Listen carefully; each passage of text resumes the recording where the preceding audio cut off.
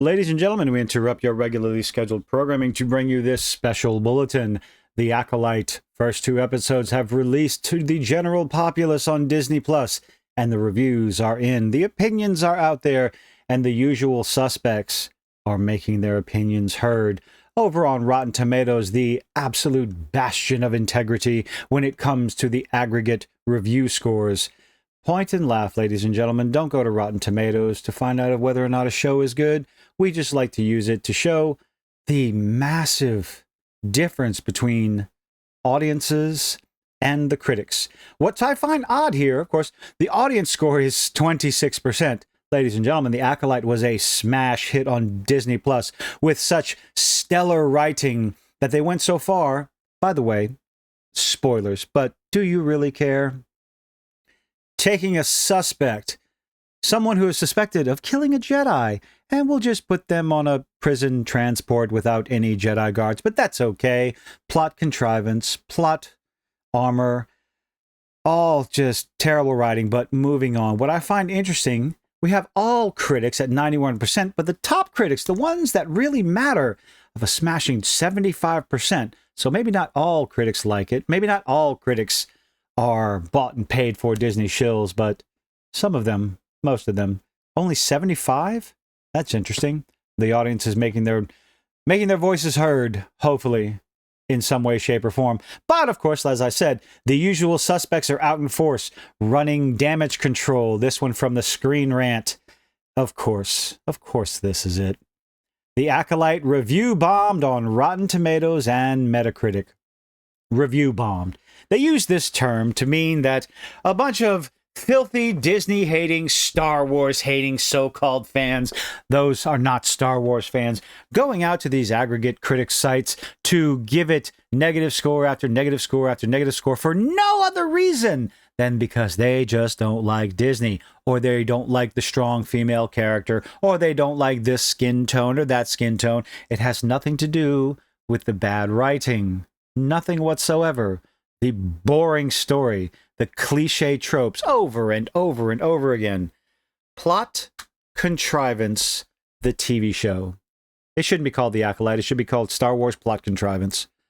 Boy, oh boy, The Acolyte faces backlash from divided Star Wars fandom. They didn't look pretty divided. They looked pretty much on one side with a 26. What was that? 26%? That's a vast majority of people that did not care for this show. Review bombing affecting ratings on Rotten Tomatoes and Metacritic. What I was saying about review bombing, I've talked about this before as well. Lots of sites have talked about it. Lots of channels have talked about it. They use the term review bombing in a negative sense. In the sense that they're going to these sites and giving ones, bad scores, bad ratings. When it goes both ways, you also have people going on there, this is their first review, and giving it a 5 out of 5 or a 10 out of 10 to simply because they want to shill for Disney Plus and shill for Star Wars. Disney Star Wars. Disney Star Wars. Because that's all this is. This is not Star Wars. This is Disney Star Wars. Showrunner Leslie Headland has proved particularly controversial. She doesn't know how to write. She doesn't know how to direct. She's terrible at this job. Terrible at this role. So please forgive me. We're going to get some legitimate criticism, but you're going to want to ignore any of that because it's all ones. This show is a smash hit over and over again. The bestest ever. Review bombing drowns out any legitimate criticism. So this is proof positive right here that they only consider to be review bombing as a negative. We're going to ignore all the positive review bombing whatsoever because the positives, those are all legitimate. Those are okay. Those are perfect. Those are people showing their love for the show because the show is good. Anything in the negative, oh, that's just filthy man babies who don't like strong female characters in their show. They can't stand that a lesbian is writing, directing Star Wars. That's all it is. Nothing legitimate from the negative criticism. Seriously, folks, the writing is so bad. Don't go watch it. Just don't. Find someone else. Find someone who reviews it. Go watch something more interesting like A New Hope. Go watch episode 4. In spite of favorable response from critics, because we know we can trust all the critics, right? They're not bought and paid for shills for Disney Star Wars.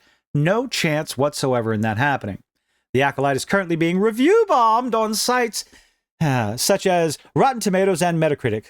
The Disney era of Star Wars has hardly been an uncontroversial one, simply because it's controversial because the writing is bad, the acting is bad, the reporting of it is bad, the insults to the fan, the insult to any and all criticism towards the Disney Star Wars product is out there every day like clockwork. It's expected. They started it before the Acolyte went out, with Leslie Headland talking about, if you're a bigot, a racist, a misogynist, you're no Star Wars fan, implying that if you don't like my show, this is what you are. This is what her words imply. And then talking about how, oh no, South Park made fun of Kathleen Kennedy. South Park makes fun of everybody. Welcome to the club. Like the guy with the noose around his neck. Hey, first time? Okay. But you're going to come out and run damage control before the show even comes out. And then immediately afterwards, you're going to call any negative criticism as review bombing. Don't listen to them. And yet people are watching with their own eyes and seeing just how bad this show is written. Those divisions remain to this day. Oh, yes. Let's see. Oh, the fandom dividing in the aftermath of the Star Wars Last Jedi because it was bad. Divisions remain to this day as, oh, we're going to get to that. If those divisions remain to this day, we're going to see a little chart later on in this article, because Screen Rant went and did the legwork to disprove their own point, trying to make the claim that, oh, the fandom is divided. You have a bunch of people out there that just hate Star Wars because it's Disney Star Wars. We're going to see some percentages later on in this article that just prove it wrong. Let's see. Oh, continue with the release of The Acolyte premiere on Disney+. At time of this writing, The Acolyte has an audience score of 32. Whoopsie doopsie, now it's a 26. On Rotten Tomatoes, the show has a user score of 4.1 on Metacritic. Oh, I'm sure that has gone down. Oh, looking at the actual reviews, there's evidence of a review bombing campaign. Many appear to be AI generated. You could probably find those in the 10 out of 10s or the 5 out of 5s on Metacritic and Rotten Tomatoes. Those are going to appear to be AI generated, consisting of basic plot synopsis. Really? So if someone goes in and says what they don't like about the show, but since it's a negative score, it's got to be AI generated, right? Surprising number of half-star reviews on Rotten Tomatoes are from brand new accounts, a lot like the 10-star reviews. Another indicator of a review bombing campaign.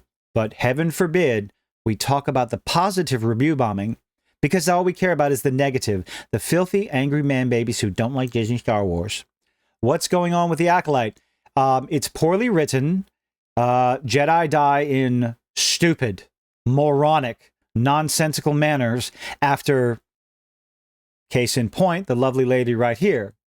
Schools may, over and over again, and yet is distracted for a moment and gets to die. Distracted in the most nonsensical way when a Jedi Master could easily pay attention to two things at once. She is a Jedi Master, but that's okay. It's just review bombing. I've already mentioned, the prison transport ship from beginning to end was nonsensical plot contrivance for the sake of fake suspense. Poorly written, made no sense. I talk about verisimilitude, the sense that what you're watching is believable in the rules of the universe provided to you. Nothing in these 2 episodes keeps you locked into the story, locked into the universe. You're taken out over and over again, but let's keep going because this is just wonderful. Star Wars fandom has always been divided. No, it hasn't. It absolutely has not. The closest thing that people argued about was nerd stuff, not the big argument right now, a fire in space. Just, it could have been done better, given it some sort of fuel instead of looking like a campfire blowing in the breeze. Put an accelerant behind it. Give it a fuel source coming from the ship, and nobody would have said shite. But okay, you didn't have anybody on set to say, hey, maybe try it this way a little bit better? Let's see. Resulted in a South Park parody of Star Wars declaring that everything was the fault of Lucasfilm boss Kathleen Kennedy as well as Bob Iger. Acolyte, because it's a parody. It's a joke. It's a comedy. It's overblown. Acolyte is headed by a lesbian showrunner. Nobody cares.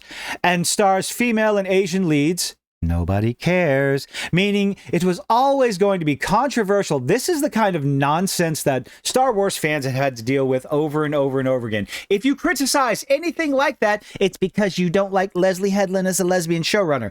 No, people don't like Leslie Headland because she's a former personal assistant to Harvey Weinstein, and you go from there.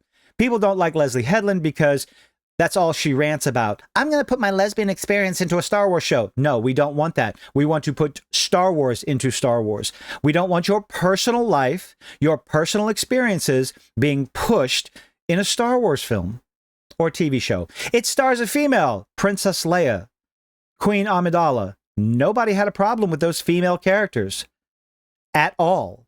Beloved. But all of a sudden, the new Disney Star Wars stars a female character. So we have a problem with it. Oh no, it's controversial. An Asian lead? Who cares? I believe there was a monk in Rogue One that people absolutely loved. Guess what? He's Asian. You want to go even further? This sort of nonsense constantly coming from the mainstream is why people are tired of Disney Star Wars. The actual mainstream media has done their own fair share of pushing fans away. Over and over and over again. Ha! Let's see, the campaign against the Acolyte has hardly been in good faith. No, this article has hardly been in good faith. With many quotes pulled out of context. Oh, like what? Where is your example, sweet summer child? Many quotes pulled out of context. Let's see. Oh, you do have one. Discussed the ambition to produce fight choreography as good as that of Star Wars Episode 1. It was seen as an insult to the prequels. No, it wasn't. It was laughable. Because if Ahsoka's choreography was any indication of what the Acolyte was going to be, you're going to fail miserably. Absolutely miserably. The choreography in the Acolyte in Ahsoka was dog water. On my live stream, I complimented the Acolyte for their choreography. I actually thought it was pretty decent. Granted, maybe compared to Ahsoka, but that's not saying much. But to compare it to any of the choreography in Episode 1, no. You couldn't even shine Episode 1's shoes. Oh, calling out what they perceive as racism and sexism. What? Kennedy and Headland addressed the Acolyte backlash. Ah, yes. Ahead of the show's release. This is what I was talking about earlier. Calling out what they perceive as racism and sexism before the show even comes out, labeling any and all criticism that's about to show up for the Acolyte for your prize-winning show that Kathleen Kennedy cried about. All that criticism is going to be rooted in racism and sexism. These articles are going to come out more and more every single episode that goes by. Review bomb this. You're a racist. You're a bigot. You're a sexist. You don't like a woman in charge. We don't care. We want to be entertained. And there's nothing entertaining about the Acolyte. At least with Ahsoka, I had characters, a couple of them, that I was interested in. Baylan Skoll. Definitely wanted to see where that character went. It kept me watching the show. The giant green fart monster Jedi. I was interested in him until he just went poof. Absolute useless. Review bombing campaign. What's this sentence? Some critics have called out pacing and dialogue problems, among others, and those could well pose a problem to members of the audience as well, resulting in negative reviews. Oh, you mean you're actually acknowledging that the negative reviews are actually legitimate? Ironically, the review bombing campaign means real dissatisfaction is impossible to evaluate. No, it isn't. It absolutely is not. Because it's not likely to be review bombing. It's legitimate criticism that you don't like, therefore you're going to call it review bombing. Those who love the Acolyte wind up on the defensive because they're also review bombing. People who enjoyed it, Disney shills, Disney Star Wars shills, they are review bombing it as well. In a positive fashion. So, I guess they are correct. The entirety of this review bombing campaign makes any and all criticism as well as legitimate praise difficult to find. So, here's the fun part, folks. Here's what kind of destroys any of these arguments, this review bombing argument, how Star Wars fans, all these negative review bombings just don't like Disney Star Wars. How does Star Wars TV show fare on Rotten Tomatoes? I don't know why anybody uses it to other than to point and laugh. But here we have some percentages for live action Star Wars shows. The difference between the critic score and the audience score. Now, quite a few people like Ahsoka with the critic score of 86% and 69% difference of roughly 20. I'm going to round. Andor Season 1. The audience thoroughly enjoyed it, which unfortunately not enough people watched. Andor was fantastic. Then you get down to Kenobi. Critic score of 82%. Not all that high, but audience score dipping down to 62. Difference of about 24. Book of Boba Fett. Oh, critic score is even lower. Why are we comparing critics versus audience? If you really want to talk about review bombing, you should only be concerned with the audience score, right? So at a whopping 53%, that's not all that great. I wonder if it's gone any lower. Not likely, because nobody else is watching it anymore. Now you have The Mandalorian Season 1 and Season 2 with audience scores over 90%. Andor Season 1 over 85%. Now, if all these so-called filthy man-baby Star Wars fans simply hate anything and everything coming out of Disney with Star Wars, then why would Andor and Season 1 and 2 of Mandalorian have such high audience scores? And honestly, 69 is nothing to sneeze at for an audience score. That's above average for sure. I disagree with it, but it's still above average. Even The Mandalorian Season 3 was, 51%. I've heard a lot of things that went downhill. Now you get to The Acolyte with a whopping 32%. Sorry, 26%. So how can you claim that an audience, all these people who just hate Disney Star Wars for the sole purpose to hate Disney Star Wars, have such high review scores for Disney Star Wars? Doesn't make any sense, does it? But it doesn't have to, because websites like Screen Rant, who are going to come out and shill, run defense for anything Disney Star Wars coming out, call all the negative reviews, regardless of the legitimacy of said reviews. It's all review bombing, ladies and gentlemen. We're going to ignore the positive review bombing and just pay attention to the negatives, because that's all we do. We're going to shill for Disney. We're going to run damage control for the big mega corporation who puts people in charge of Star Wars that don't know their ass from a hole in the ground. They have not earned the right to write a decent story, much less a Star Wars story. And sure, that may be gatekeeping, but I don't care anymore. I want good stories. I want good entertainment. And between Ahsoka and now with The Acolyte, this is not good entertainment. This is barely Star Wars. It's definitely not good Star Wars. And it's only going to go downhill from here. But let me know what you think in the comments. Leave a like, leave a dislike, and do all those nifty little things that YouTube is begging you to do, and I hope to see you on the next one.